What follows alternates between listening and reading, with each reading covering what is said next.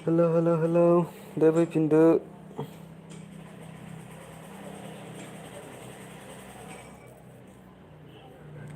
लोगोफोर फैफिनदो दे।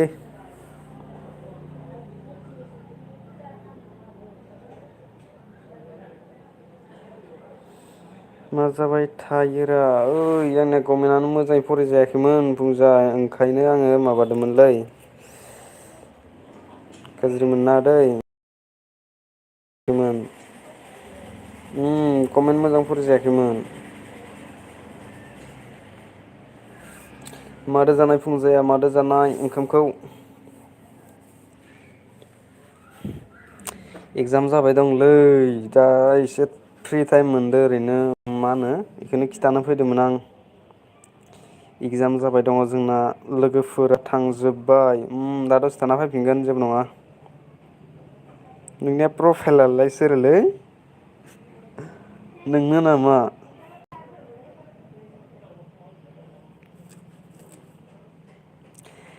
फैफिनगोन र' लोगोफोरा फैफिनगोन। आंहाबो जानोसै इगजाम नोङो मा क्लास होनदोंमोनलाय? आं नोङालै बेथ' सुदेमसो खोना न' सुदेम सना ना मा होनो?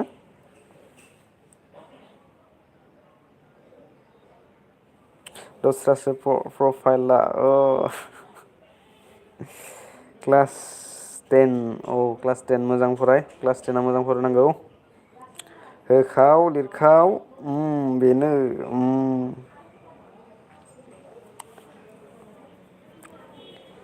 क्लास टेनखौ दासो लिरफिननो लुगैलै जोङो।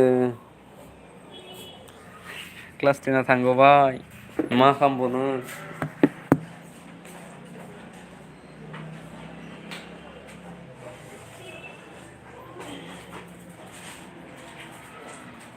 बोरायबायानो जोङो बोरायबाय। हाबायानो खालामनो जासिगोन साननैसो उनाव। उफाय गैया आरोना। मादो जानाय फुंजाया? फुंजा नार्जारि। मादो जानाय ओंखामा?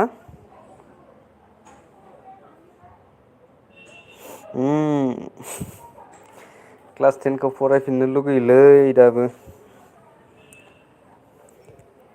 थांगौबाय आरो मबाव मोनबावनो ना।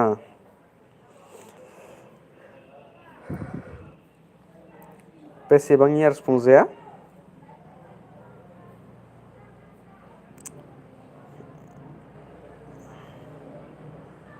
आलु लाब्रासोमोनलै वाव वाव वाव होमबाबो गोथाव देना।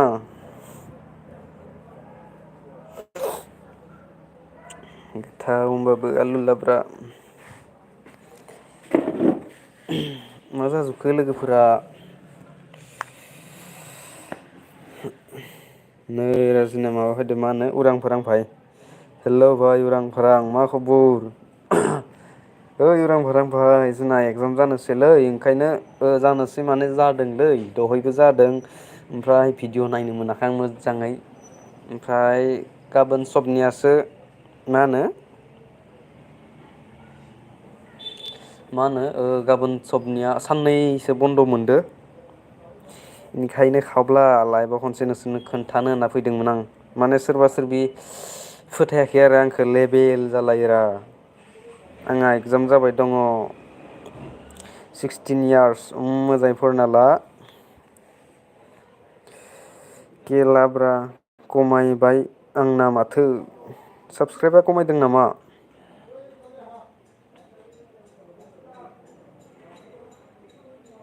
मजा दे नोंहा बोरै आंहाबो बिदिनोलै गेजेरावनो मा बुंनो आरो। साउन्डआ मोजां फैदों ना? साउन्डफोरा कुवालिटिया मोजां दंना गैया आंना? Check check.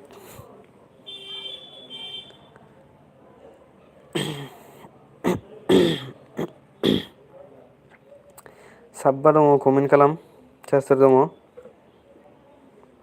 आंनाबो खमायबायथ' आरो माया खमायदो?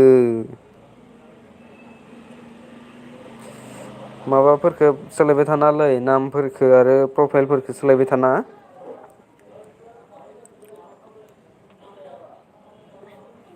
चेन्ज खालामबाय थाबा माने बे डाउन जायो आरो ना। आन जाबाय औ जेबो नङा दे साननैसो उनाव फैफिनगोन बेफोरो। भिडिअ' नायलायनानै कमेन्टल' खालामलायबाय था होमबानो हारसिं फैफिनजोबगोन। जों गाबोनसो खालाम नांगौ मोन दिनै सासे बानायग्रोनां नानै जेबो नङा बानायखाजायो माने भिडिअ'खौ फुल वाट्स खालामनांगो ओमफ्राय लास्टावसो कमेन्ट होनांगो भिडिअ फुल वाट्स खालामनानै लास्टाव कमेन्ट खालामनांगो होमबासो साबसक्राइबार थायो आरोना ओमफ्राय जेबो नङा भिडिअ नायलायबाय था भिडिअ नायलायबाय था होमबानो नोंनि साबसक्राइबार फैफिनजोबगोन। आरो बे आदा फैदों जोंहा गुड इभिनिं फंबाय गुड इभिनिं आदा मा खबर? लाइक दान थेंक इउ हेलौ खोमथा बाथोन उरां फारां उरां फारांनो फैफिनबाय नोंबो? मा खबर कबिता? मादो जानाय दे खनसे खनसे खोन्थाहरदो।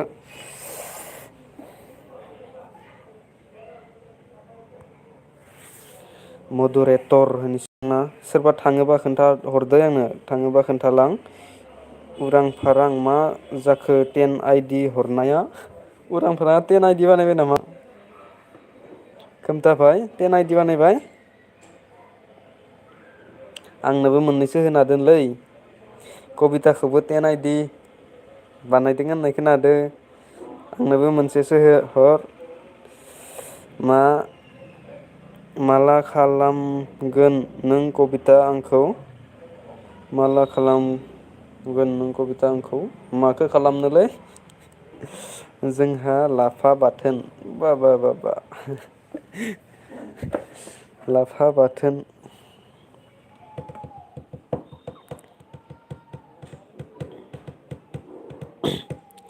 गेलाब्रा थांबाय नामा? फुंजाया मा ओंख्रि खोन्थाहरासै दै आरो बि आदायाबो थांबाय नामा? ना सोरबाफोरसो लाइभ दंबयोलै?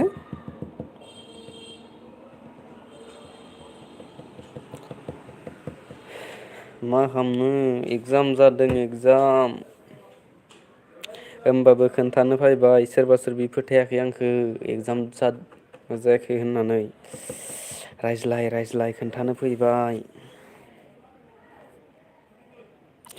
नै रा जोंहा बाजै फायदों स्टिला बाजै थेंकिउ दै बाजै मा खबर बाजैनिया ओमफ्राय माजों ओंखाम जाखो रडे कबि उरां फारां जोंना जना दंथ'यो दै जना दं न माबाया मा होनो गेलाब्राया आं दासो आगै सोरां टेन ब्लकनिखौ सापर्ट खालामनो फैबाय औ मोजां दे बिदिनो सापर्ट खालामलाय दासो आंहा जेबो नङा अनु अनुखौबो ब्लुम मारिना होनि माथो मबाइलानो टाच जाला आंनिया अनुनियाव टाच जायाखैलै मानो दा हरगोन आं कबि उरां फारांनो ओइ खोमथाजोंनो आंबो एसे होना हर ओमफ्राय माबायाबो मा होनो स्टिला कबिथायाबो मोजां खबर नोंनालाय बिबोनां आंनाबो बिदिनोलै मोजां मा बुंनो आरो मा बुंनो आरो गाबोन खालामगोन दे फुंजा आगै गाबोन खालामोनो कबिथाया खालामना हो फुंजायाबो आइदि बानायना ला ओमफ्राय साबसक्राइब खालामलायना बेसे टाइमाव कबिता आब' बेसे टाइमावनो अ दासो मदेरेटर फैबाय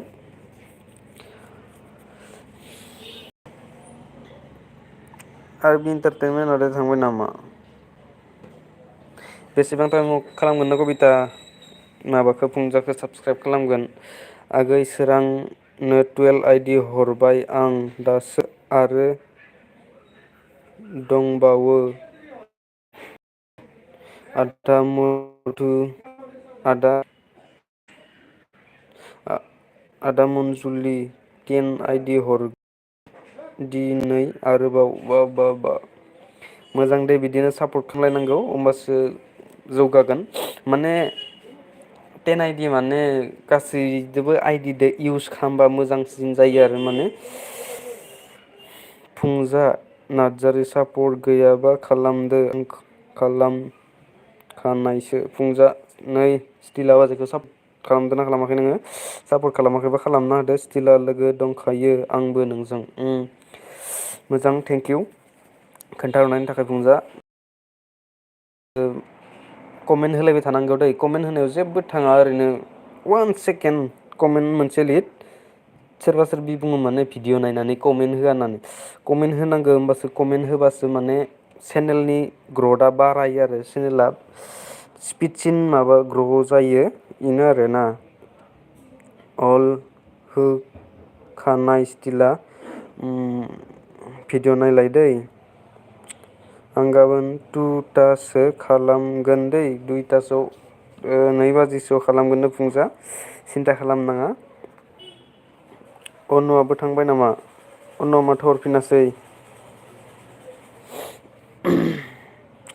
मोजां दे फुंजा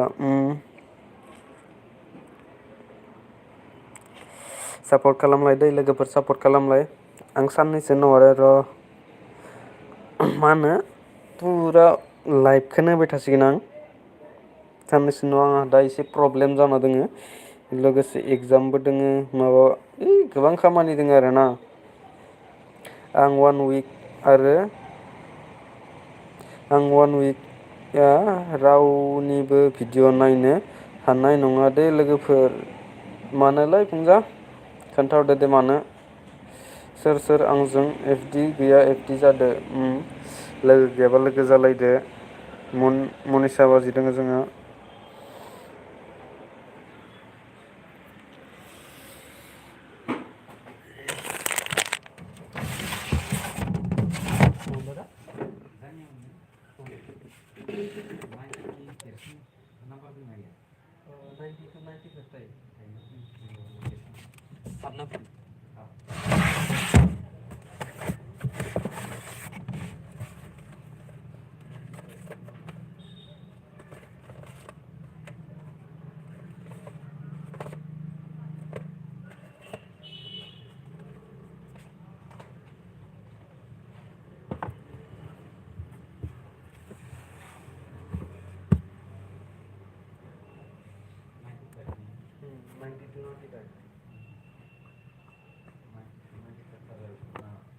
माने माबायो लंपेन्ट 36 लंपेन्ट size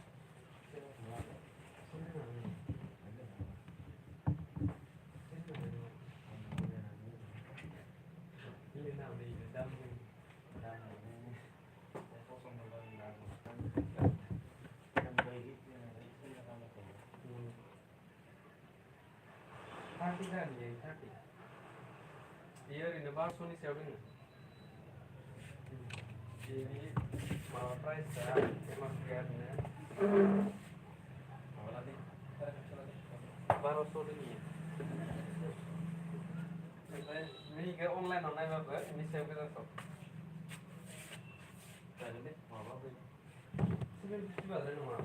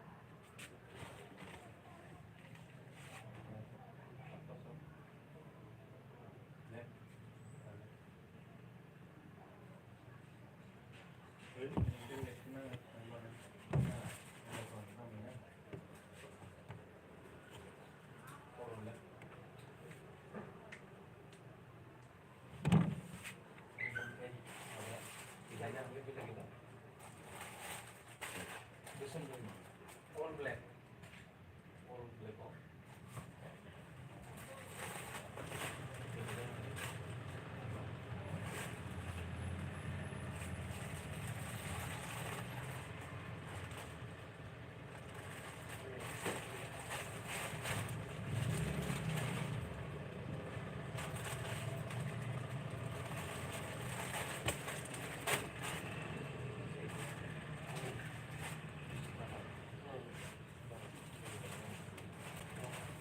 Pakai sekarang isi 4.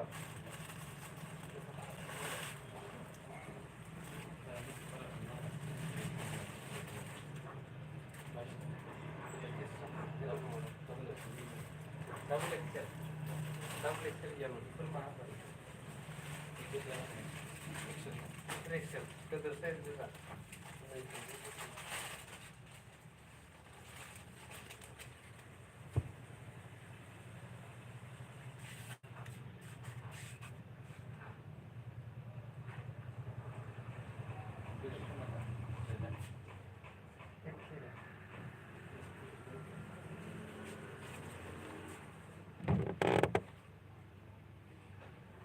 Bahaya difference sama bahaya.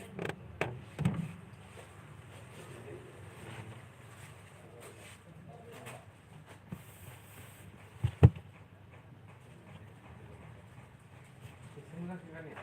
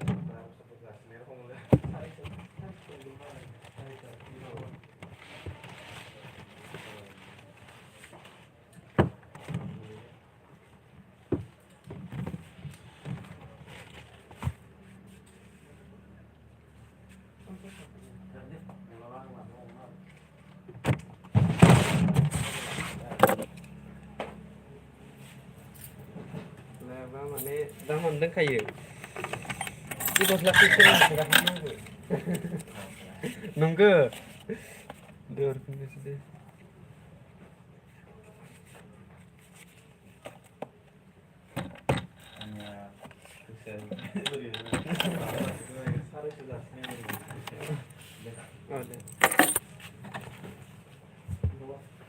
खबर आरो दं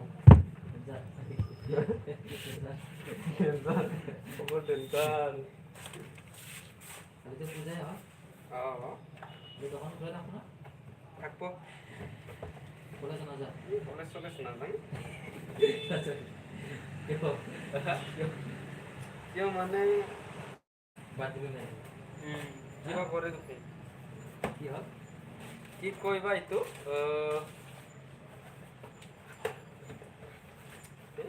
অসমীয়া বেছি নাজানে Ki. মানে বেছি কিবা নাংগে Sama lagi. কেনেকে দে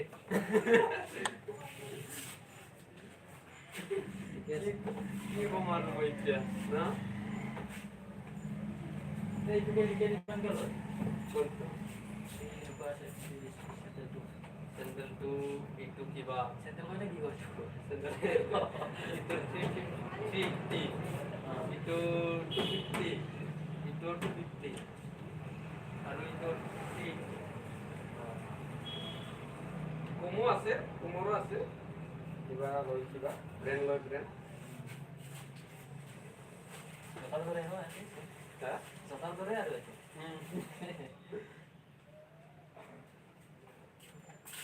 Pintu mana gitu standar berapa? Pintu mana itu?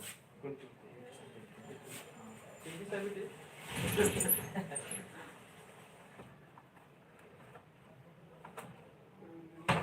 Itu. Gimana, Mas?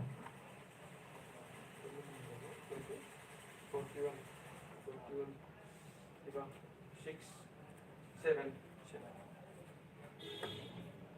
6 half বুলি কৈ 6 half হয় 41 to 7 42 to পুৰা 7 পুৰা 7 মোৰ 6 হাফ হ'ব 6 half কেই নম্বৰ কিনলে 7 হয় 7 27 আসলে হ'ব আৰু মোৰ হাতে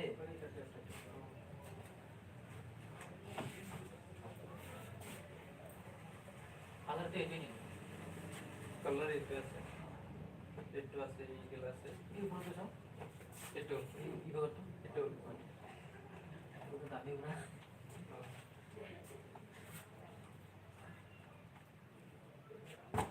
এইটো কিমান পৰ দিয়ে কিমান হ'ব এইটো কিবা সাইজটো বেলেগ ডাঙৰ এইটো ডাঙৰ সাইজ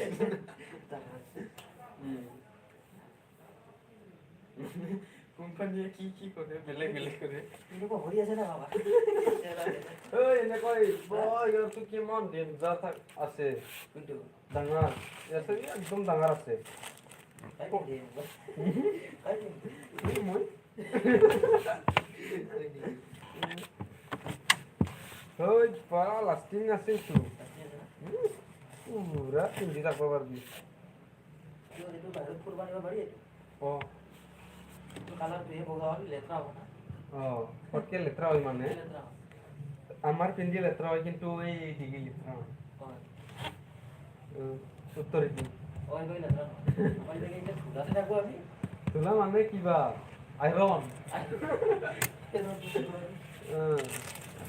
এইটোৱে মেইন কথা আইৰনে ক'ত দিছে দিছে খবৰ লওঁ বুলি প্ৰগ্ৰাম নাই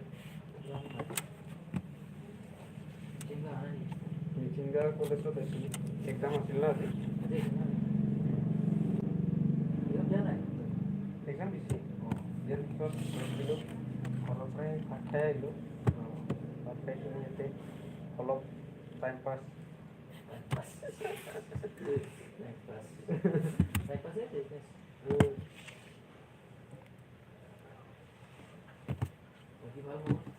বাকী খবৰ বৰ্তমান কি ক'ম আৰু মানে দিনত বেয়া হয় ভালো হয় একদম বাৰে কিবা কাৰণে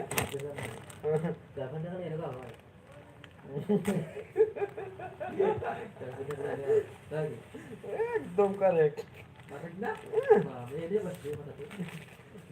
একদম কাৰেক্ট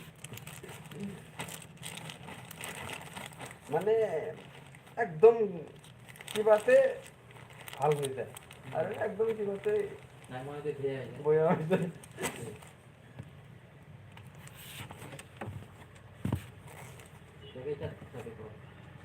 অলপ পিছত যাম অলপ থাকোঁ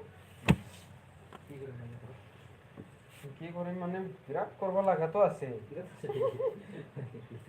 পঢ়িব লগা আছে নকৰো লিখিব লগা আছে কালি নহয় আজি এটা গেছি নাই ইয়াৰ কাৰণেতো অলপ থাকিলোঁ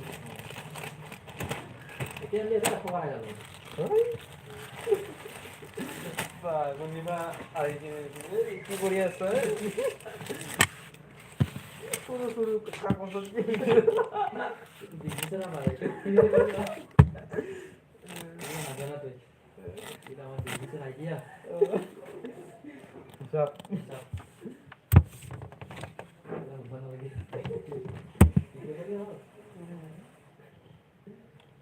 কৰিব লাগিব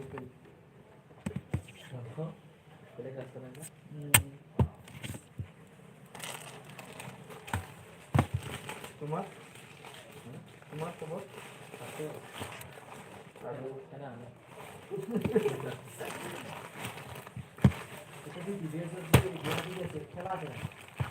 এইটো কিবা এক্সচেঞ্জ কৰিব পাৰে কোনোবা কিবা কৰিব এক্সচেঞ্জ কৰিব পাৰে আৰু নতুন কিনি যদি কিনিব পাৰে বেচিব যদি বেচিব পাৰে এক্সচেঞ্জ কৰিব পাৰি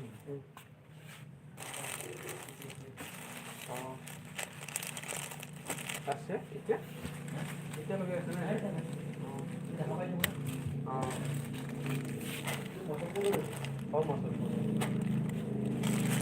মানুহবিলাক হৈছে মুছলপুৰৰ খেলাটো ইয়াতে কি নহয় খেলা নহয় মানে খেলা নিচিনা দেখা পায় তুমিও সুধলাক না খেলা মানে এনেহে নাজানো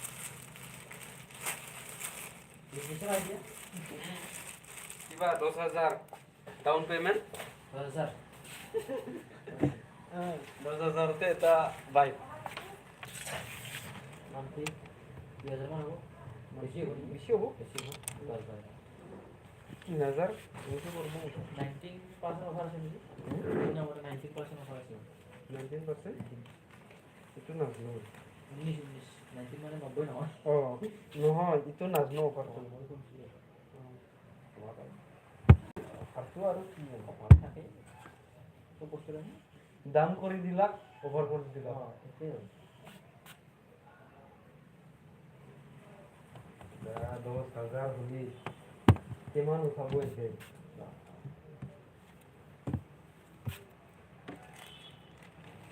কেইদিন গ'ল এক্সাম যোৱাটোতো কিবা 20 তাৰিখৰ পৰাই হৈছিল কিন্তু আমাৰ আজিৰ পৰাই ষ্টাৰ্ট হৈছে এখানে গেছি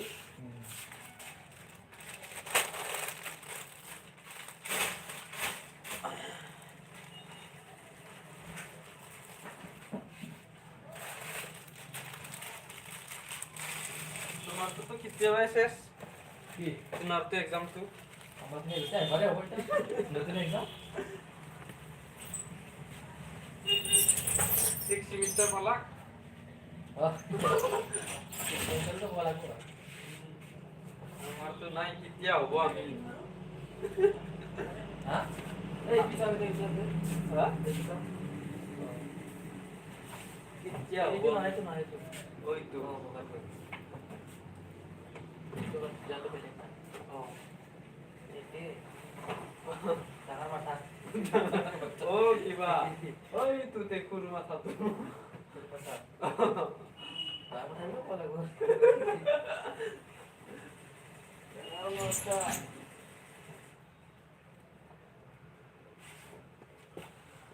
লক্ষ্মী দেই তো কালার তো ইয়েলো বেলে কালার আছে না এনেকুৱা বেলেগ কালাৰ এইকেইটাই আছে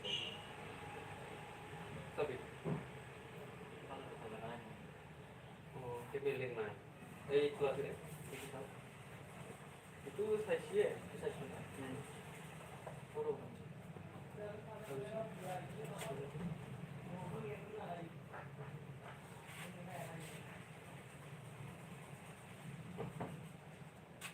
বেলেগ নাই আৰু বেলেগ নাই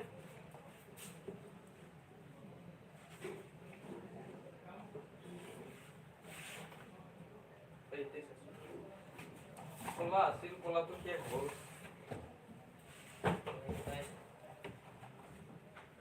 এনেকুৱাই না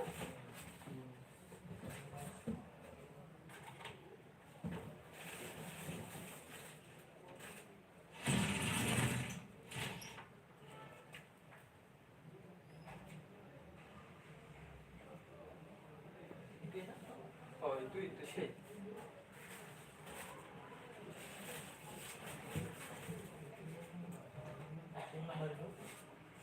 ছয় নম্বৰ ডাঙৰ আছে তাত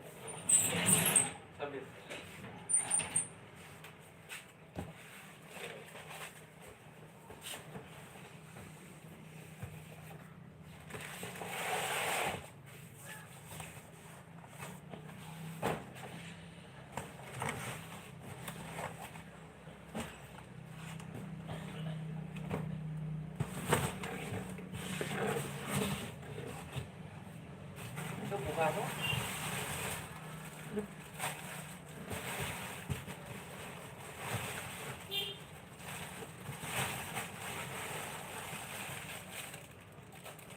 aku banget posisi poni buka tuh malah lagi udah tahu nah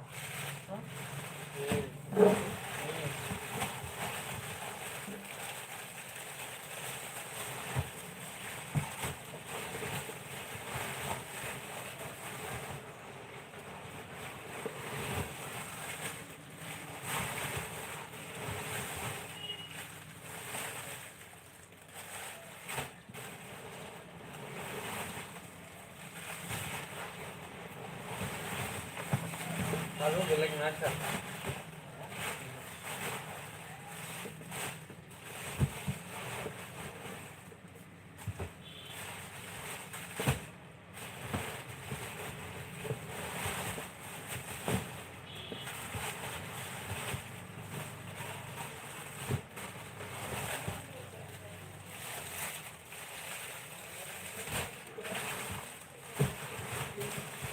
Kalau itu saya, no, ini kalau saya, বেলেগ কালাৰ নাই ক'ত কি মানে এইটো ক'ত কি এইটো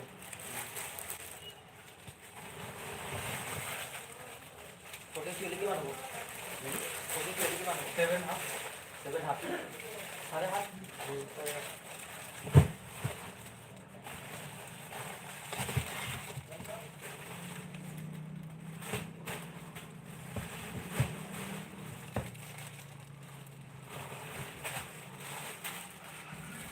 কুৰ্তিটো থাকিব লাগিছিল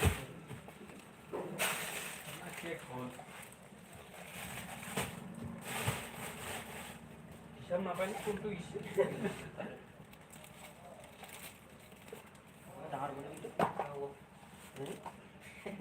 হ'ব লাগে Tahu na?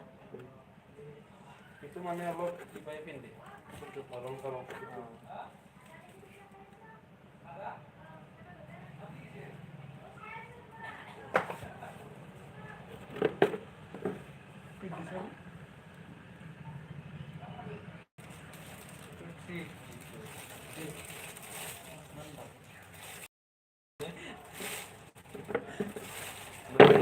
কি কয় দামটো কোৱালিটি লৈ কোৱালিটি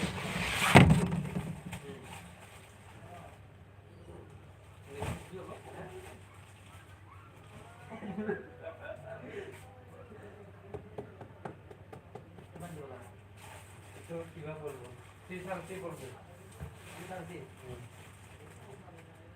বহুত মানে কোৱালিটি বেলেগ না এইবিলাক এইটো আছে কিবা হ'ল দামটো কিবা আছে এই কাষতে আছে এই আন্দাজ কৰে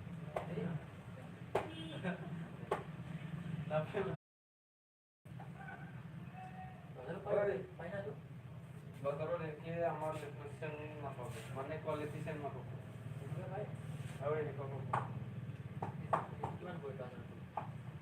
বাজাৰটো তুমি 200 টকা চেম নহ'ব কোৱালিটি বেলেগ হ'ব কিবা হাৰ্ড হ'ব এইবিলাক কিবাটো আৰু একবাৰ এণ্টি কৰিলে কিবা চিনুক্ত এই মহটো কিবা আছিল আৰু বাজৰ নিচিনা আছিল আগত আনিছিল এইটো এতিয়া আনিছিল এইটো কে হ'ল এতিয়া হোৱাৰ পিছত গীতা আহিছিল এক বছৰ হ'ল এইটো একবার গাজাল ফরেন লাগা নাই মানে কিবা কিবা কিবি কোনোবা ঢিলা বস্তু না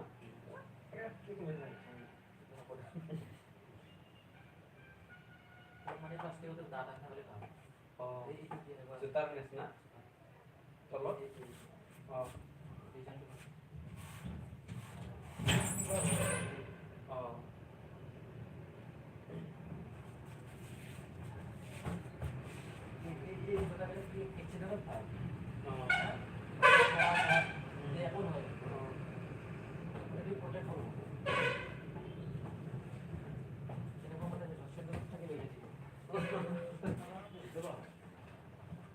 लस्सी बोला कोई ये मात्र पिता है बोला वाला सी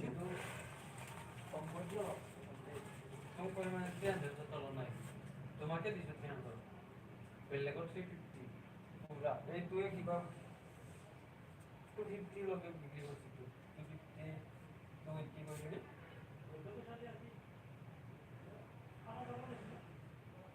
তোমাক মই কেতিয়াবা লাইভ কৰি দিম লাইভ দেখাও লাইভ ভিডিও কিবা দিন দেব এটা 300 অফার 300 সব করে দিতে হবে কম কৰি দিলে মানে 80 টাকা কম কৰি দিব বন্ধু বলে আর কম করে দিব এটো তো কিবা এটো 350 তে বিক্রি করব মই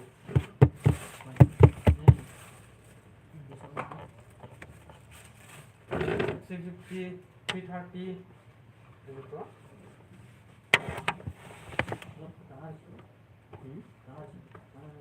ডাঙৰ মানে এইটো ডাঙৰে কিনি না তুমি কেনেকে কিনি পুরো পুরো ইয়াৰ অলপ কৰোটো এটাই বলে কি হ'ব পাৰে না পুরো তো 40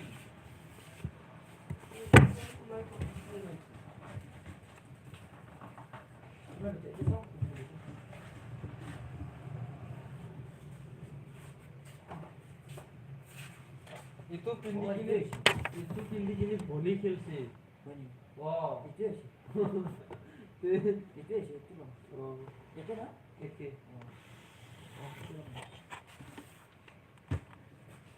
বাজারতো কি pindi gini volley খেলছো একবার তাই আমার কি ভাই এইটো লৈ কিনি volley খেলছে কোনি এই কি করে আমার কত দেখায় itu কিমান নাম্বার itu কিবা 40 40 আর এদিকে কিমান আছে itu 7 up মানে itu 8.5 itu itu 6 বহুত বড় নম্বর বলে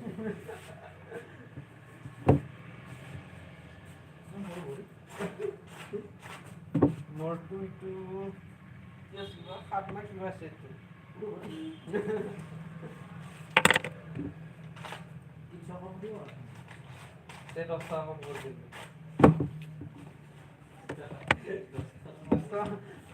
মই বিরাট কম করে দিল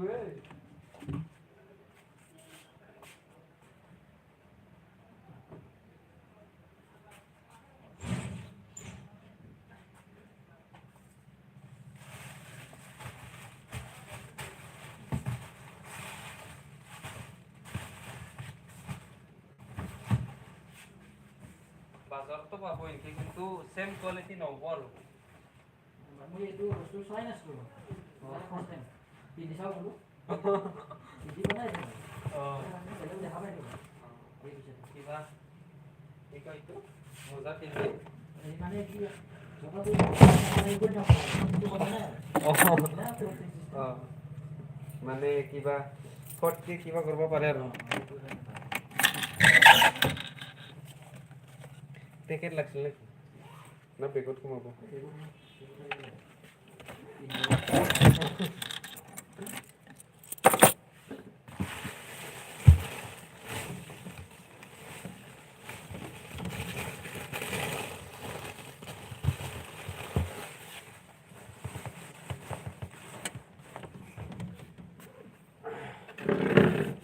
ময়ো যাব লাগিব অলপ পিছত হা 6 তারিখ আমার তো 6 তারিখ ফেব্রুয়ারি 6 কোন দিনৰ পৰা আৰম্ভ হৈছে 20 তাৰিখ মানে এক্সামটো কোন দিনৰ পৰা ও 20 তারিখ 20 তারিখ ও 20 তারিখ 5 সেম না 6 সেম আছে এক্সাম 5 5 সেম আমাৰ তুমি 6 সেমৰ এতিয়া এক্সাম আহিব ফাইনেল ফাইনেল আইব 6 সিমল এতিয়া নহয় আহিবই কিবা দিন আছে 3 মাহ 6 মাহ নামত 6 মাহ 3 মাহ মুঠে হৈ থাকে না এক্সাম কেতিয়া আহিব কি যাও দে আমার তো আর কিবা সেমিস্টার বাড়া এমকে কথা কইছি বলে অলপ কিও না যাব সেমিস্টারে যাবা সেমিস্টারে যাবা মানে কিবা করছি একবার নোটিস দিছিলে দিছিয়ে ডিগ্রি আছে এক বছর বাড়ালে মোটামুটি 8টা হবো 8টা যাও এ কাছে নি বলনো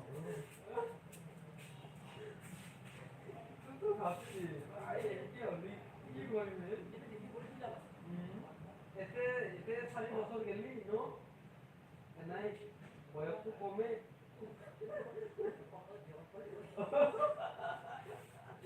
বেতে স্যার না বয়স দাঁড়ো অলপ তো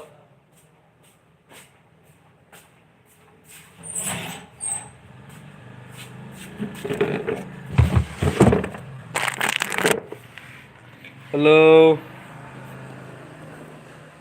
Hai SM channel मा खबर रंपि बसुमतारी मासे दावराव ओमफ्राय मा होनो आङो माबायाव दंमोन मा होनो आं बेलेगावसो दोङोना ओंखायनो माबादोंमोन आरो आङो आर के सिंगोल बय 22 हाय एस एम हेल' मा खबर निलेक्स दैमारि थांबाय नामा S M how are you friend निलेक्स ब्लु खालामना नेदों आं निलेक्सनियाव मानो नाङाखै नै एस एम चेनेलनियाव नांदो निलेक्सनियाव नाङाखै गाइस इन्सटाग्रामाव कमेन्ट खालाम दे रंनि बर' आंना औ जागोन दे जागोन आर के सिंगोल बय मा खालामदों गासैबो क्रेजि ब्र'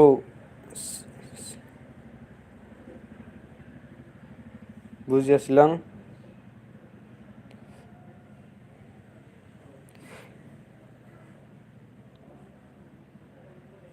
केरेम क्रेजिबक्रेम गेलेदों ना केरेम गेलेयाखै आरकेया सोर जाखो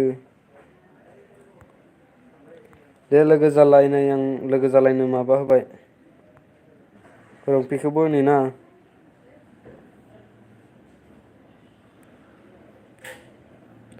सोर सोर फायसोदों थांजोब्बाय मानसिफोरा थेंकिउ दे थेंकिउ रंपि दासिमबो थानायनि थाखाय फुंजायाबो थांबाय 1K 26 जाबाय आंना सोर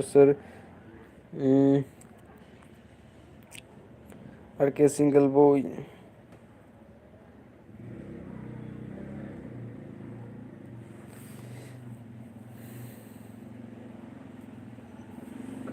ओमफ्राय एस एम चेनेल थांबाय नामा क्रेजि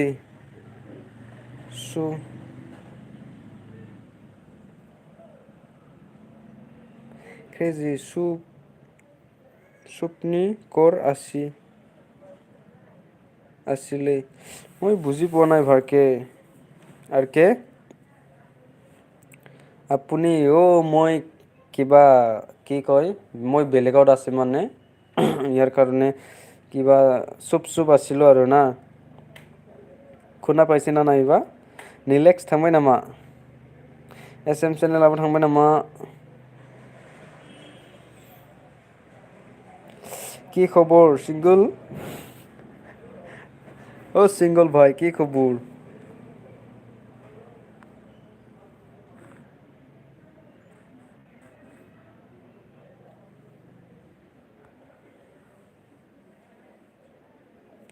I am from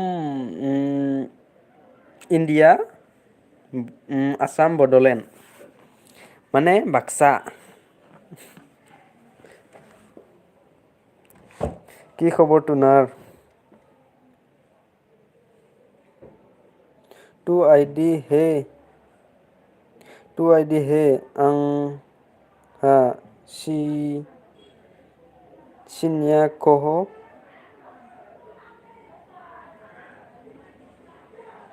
চিনিয়া কহি নামা আকে তুমি কি কথা পাতিছে মই বুজি পোৱা নাই দেই 2ID हे आंहा सिनिया कहै नामा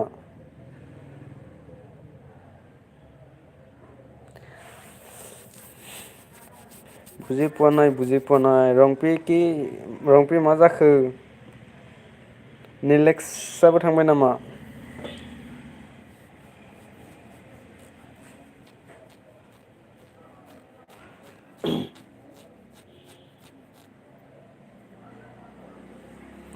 One minute. Well, patah.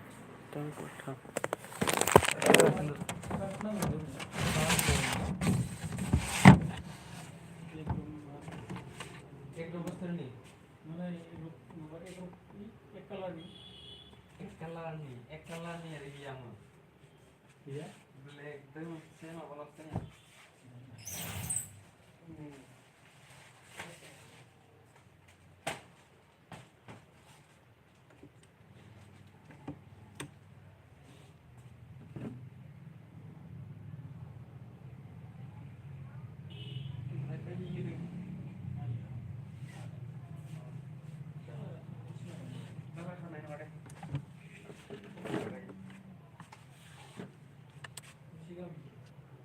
650.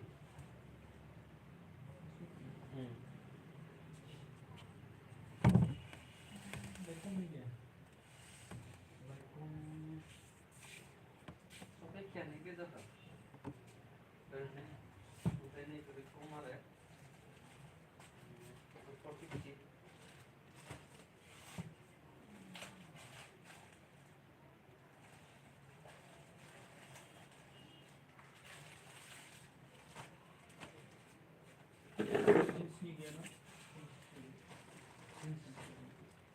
Media, paket sedang mungkin sih.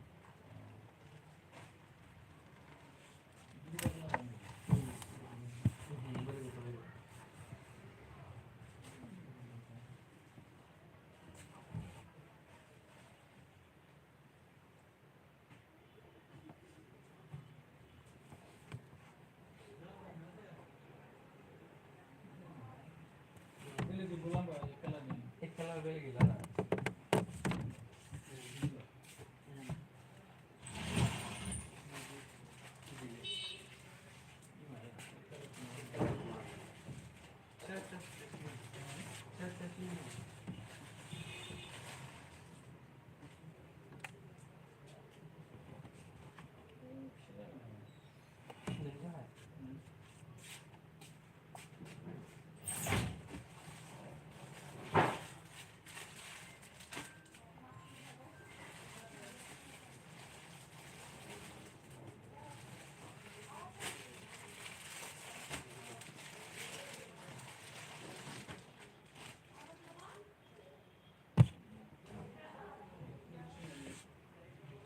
Masih sebab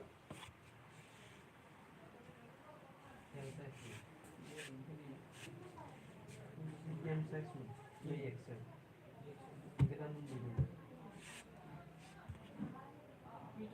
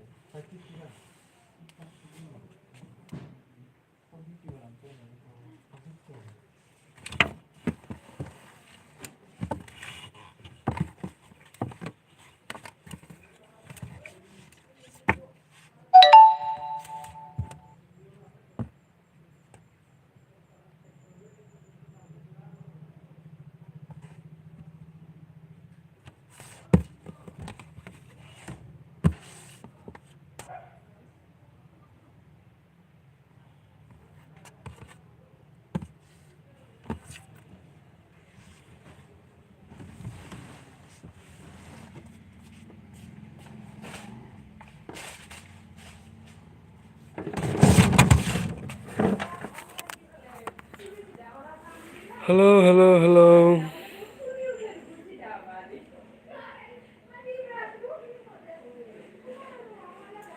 বুজি পোৱা নাই আপুনি where are you from I am India Bodoland Assam 2ID hey आंहा सिनायाखै नामा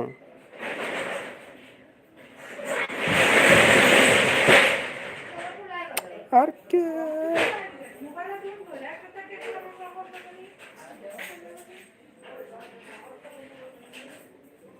आरके ओ वेल पलटा कोठा उल्टा पलटा कोठा ओ कहा गया सब कहा गया हेलो हेलो किधरो कहा गया सब लोग ज्वाइन करो जल्दी से ज्वाइन करो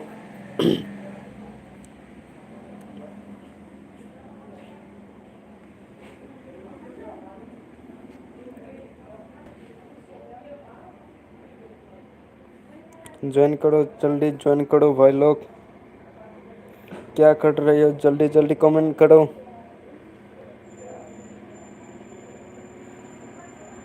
कहा गया सब लोग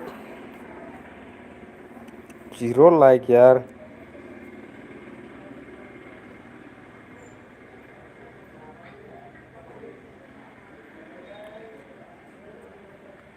कहा गया सब लोग किधर है ओ इसके पास है मिजिंग बसुमतारी लाइव आया है और कौन कौन आया है देखता हूँ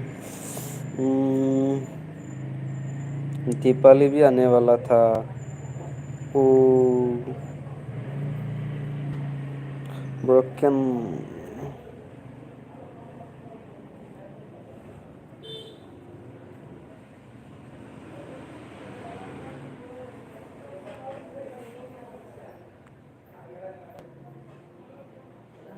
सब लोग कहा गया जल्दी करो कमेंट करो भाई लोग मैं कुछ काम कर रहा था इसलिए चुप रहा था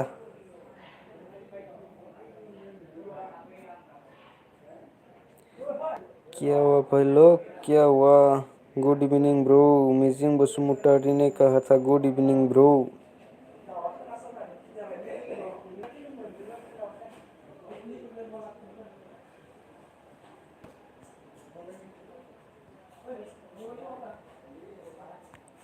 कमेंट करो भाई लोग कमेंट करो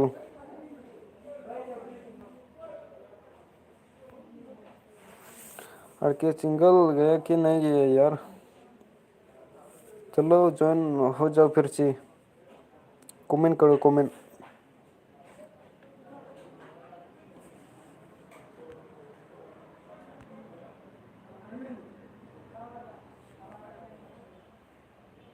कमेंट करो